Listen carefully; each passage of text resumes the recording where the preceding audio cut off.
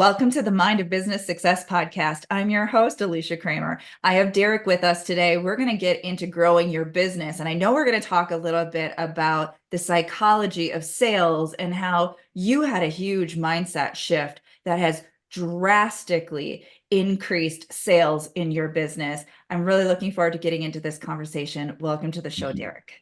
Thank you. Thank you for asking me. I really appreciate the opportunity. So just as a little bit of a backstory for our listeners, I connected with you through Facebook. Yes. Someone on your team, business partner, reached out, cold DM. Now, I get dozens of cold DMs every day. Some days more so than others, right? But there's no shortage of all sorts of strategies and tactics to get attention. And I really don't give too much time to people who cold DM me because Right. they're usually fishing for something and they kind of put off that weird vibe. And I mean, let's face it, we get spammed so much that you just start to think everybody's a spammer, even if they're not. Yeah. But I don't even remember what he said. Something resonated. I think maybe offered to interview me for your Facebook page or something like that. Absolutely. Yeah. And It's the trade. yeah, and so one conversation led to another conversation, and then that led to a whole bunch of different collaboration opportunities. And the reason that I wanted to share that backstory is because I think we're starting to get a little jaded, you know, in this new landscape of social media and using social media to grow our businesses, and sometimes just feeling like, like it reminds me of the back in the telemarketing days. Like I actually was a telemarketer once upon a time. I was 18 years old and I straight up was like calling names out of the phone books. So let's talk a little bit about your business first so Okay. that our listeners have a frame of reference for who you are and what you do. And then I want to kind of go down this rabbit hole of what is the psychology behind using all of these new tools to grow our business. Yeah, absolutely. So I'm a disabled veteran. I've got a digital marketing company, and what I really love to do is coach. Um, the one thing I found in all coaching industries is that you get coaching training, but then you're not prepared to do the back end. And most coaches reach a level they just can't get above. And it bothered me. So I've got the skills to fix it. So I did. Um, and it's fun because you're solving a problem, people need you, and I I'm back in mission. So I feel good about what I'm doing and what I'm offering. Um, and right alongside of that is you're right, the uh, going to the DMs is something that we've worked very hard on. But you're right, I get thousands of emails from everyone, and the DMs are coming in, and the trick to it is try to set up a rapport. It's just be get a rapport going with whoever you're exchanging DMs with. You should be seeing, like I see in your page, I know my folks were as well, to be able to look you up, just be able to interact online. And uh it's taken a little while to get the team kind of in sync with it, but it's like, look guys, if we're not making friends, then we're going about it wrong, because we're really looking for relationship. And that's what I hope my team portrayed to you and then portrays to everyone. There is that scarcity mindset that a lot of people have when they hire the company or the freelancer to go out and start spamming everybody on their behalf. It's like, oh, I need business and I need it right now. So let's just do this thing that I feel completely out of alignment with. And before we hit the record button, you and I were just chatting a little tiny bit about sales and how you had switched up how you do sales. And I said we could just go off on a whole long tangent because there are so many associations that we have, all humans, right? But we have them as business owners, even though we need sales in order to Yeah. survive, in order to grow our businesses. We still have all those same negative associations that we've heard about the sleazy salespeople, and they're only in it for a buck, and they don't care about you. You're just a paycheck, or all this stuff. We've all been on the receiving end of those types of sales interactions. Doesn't feel good, never will feel good. Something's just off about it. And so a lot of business owners are trying to do sales, wrestling with those limiting beliefs. Sometimes they're trying to do the very thing that they don't like. And so there's a major inner conflict there. Sometimes they're coming from scarcity, which also has that whole sort of like repelling, And people repulsive. feel it. Yeah, Mhm. people feel it between you. Yeah. So I want to talk about the mindset shift that you had and how you're doing sales and how that is helping you grow your business. It's so the way we approach sales is, one, you have to have confidence in what you're offering. I know every day I'm working to improve the value I'm giving. Every time I build a tool for myself, I make sure I put a blank copy in my clients' accounts, because if I need it myself, they probably need it too. So it's about giving. How much can you give and provide value? Because if you do that, the sales take care of themselves. And the way I approach it now, and the way my group approaches it, is go into it with just an open conversation of, what do you need to help you take the next step? And we may not be it. There's a lot of times we say, you know what, you're in a bad situation. I can't get you out of it. I can offer you advice. But it's not even trying to sell. It's just, look, let me help you because you're in a situation that I've been in and I don't like. So it's about establishing that rapport. And once you do that, it's no longer sales or icky. It's just you're helping a friend, and we all want to help. So, I mean, every business owner is in business to help someone. So then it becomes a really easy conversation. It was the two friends just talking about what would help you, and so it's a better feeling. There's a lot less angst, and I think our clients appreciate it too. It makes sense that your clients would appreciate it. We all have that feeling with, it's a different feeling with somebody who genuinely has your best interest at heart. And that is the type of business that we want to do. Now, granted, your best friend might love you so incredibly much, but be really unqualified, right, to provide certain services. So there is an element of credibility that is essential as well. But I love what we're talking about here. And I want to share just a little bit of a fun story. So I've always been in some type of management, leadership, sales role prior to starting my own business. There was one point where I was managing a cell phone store, and the one of the owners was your conventional salesman, very conventional, and was very pushy with myself and my staff about, the training and the role playing and, all of the slick, things that you do.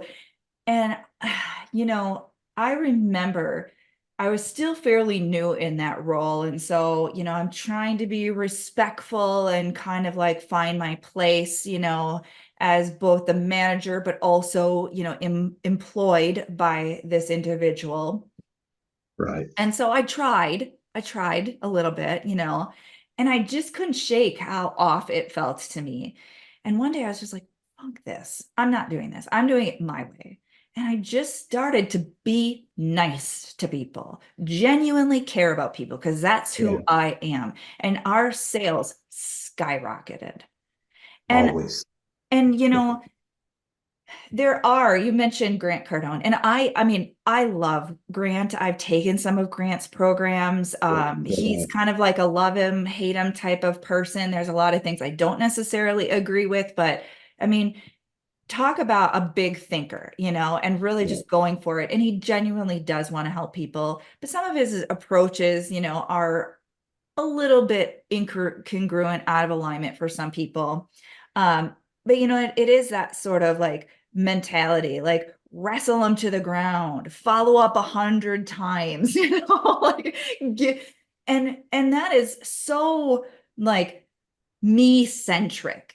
Like, it's not about what is right for them. And Right. forever in my own, business, consultation is always a low pressure. Let's see, how I can help you. If somebody has a And yeah, consultation with me, it's just like you, right? It's, yeah, I'm going to do something to help you. yeah. It's yeah, and I think that's the thing. I mean, for instance, I talked to a young lady. It's been 6 weeks ago for my coaching program, and she wasn't interested or at this time she wasn't. She needed to clear some things up, but she does accounting for businesses. And I remembered that because I actually had a conversation, was interested in what she did. So, I mean, last night I reached out to her and said, hey, it's the end of the year. I've been a super busy business owner. Um, help. And she's like, I can't believe you remembered me. I said, well, yeah, we talked about, what you're doing and what you're getting into. And though, if you're not having those conversations where you take something from that person that you remember personally, like, I can't believe you remembered it was me. I'm like, oh, yeah, my team does too. Because I asked one of my team members to pull the number.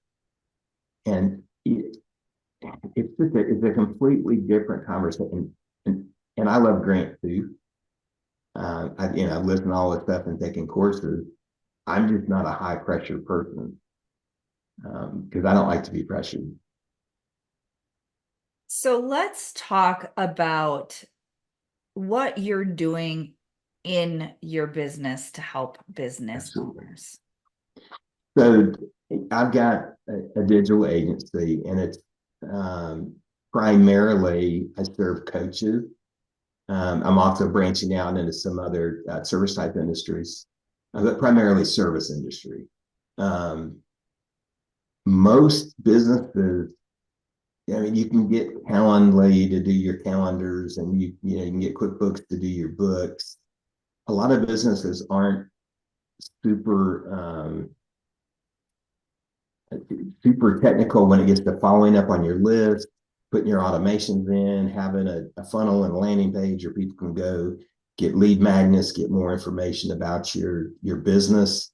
That's kind of like this black box that I don't know how to do it. So either you don't do it or you get somebody else to. And it's um, because I use all these tools in my business and I have an agency, all the tools that I build for myself, I can give to a client and take my name out of it and just say, I know this works. I use it every day. Let's put it in place in your business and help you move ahead. And it's really enabling. We can't get any more time.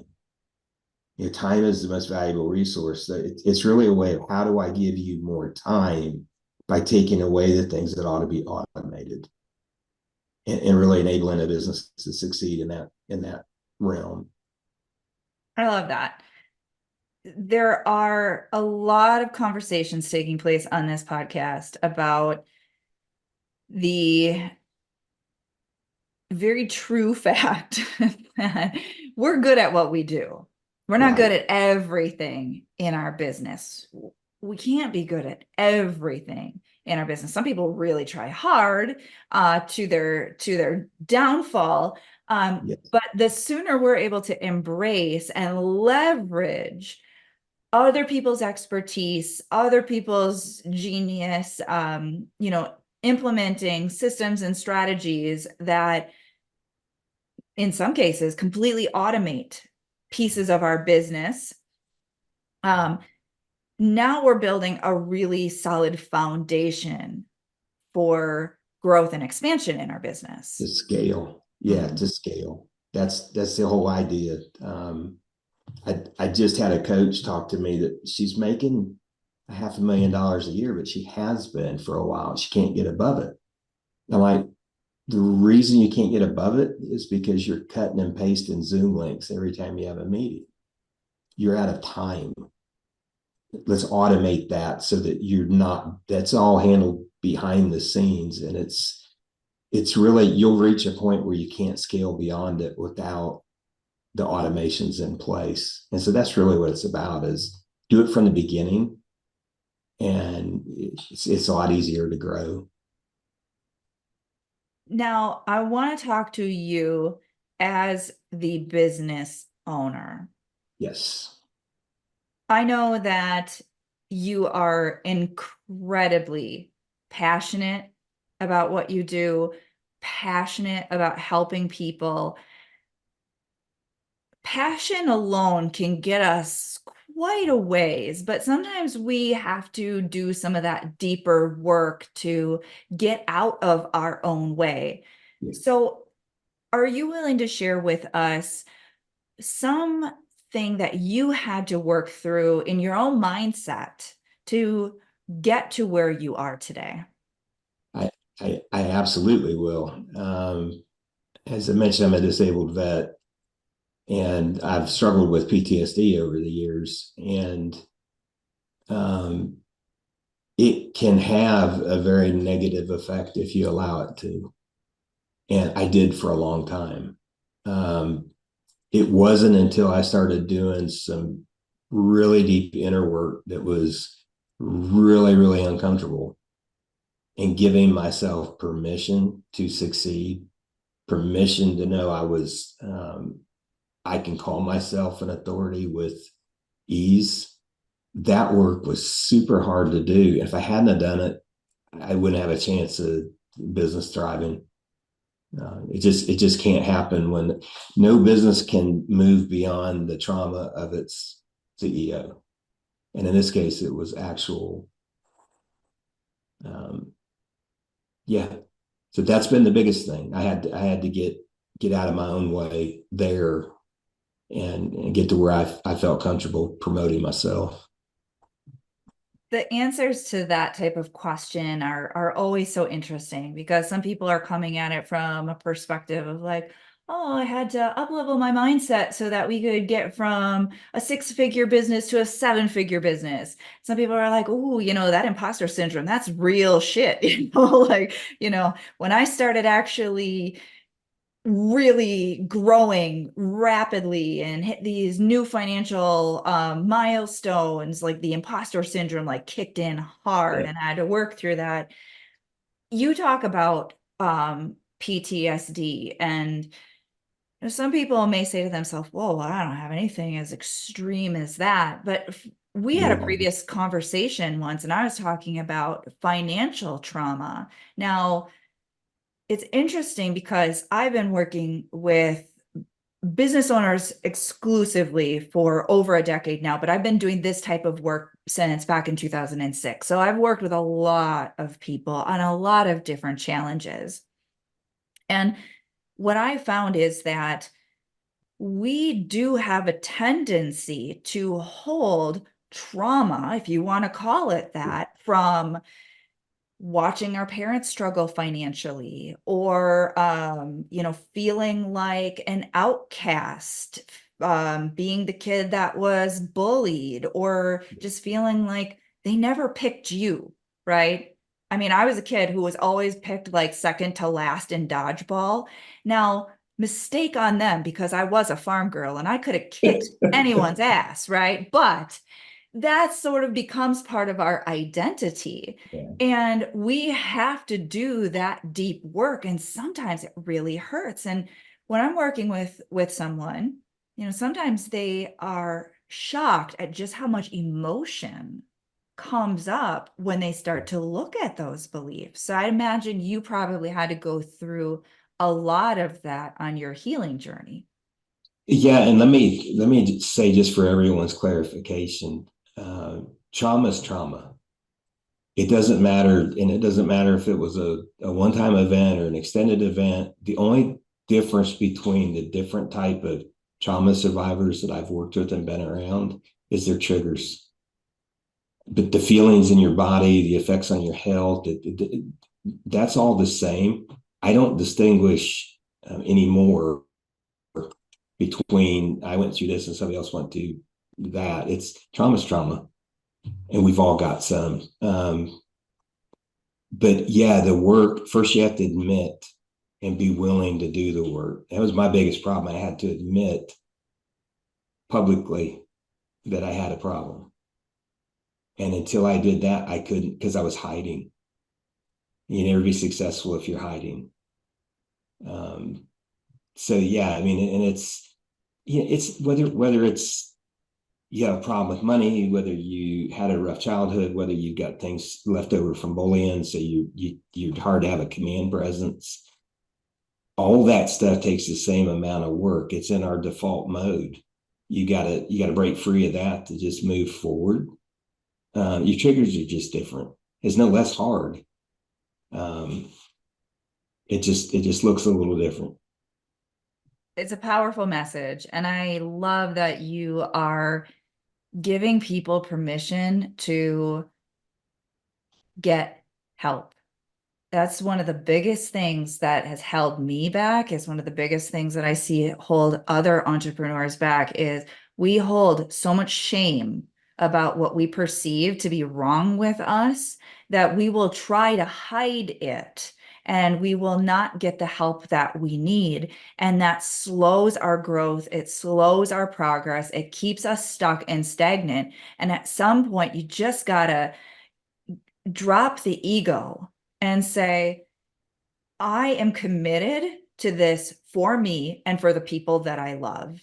And I'm going to stop BSing myself and everyone else. And I'm going to get vulnerable with the right person or the right program or the right technique or whatever. And I'm going to do what I need to do to heal this and rise above it.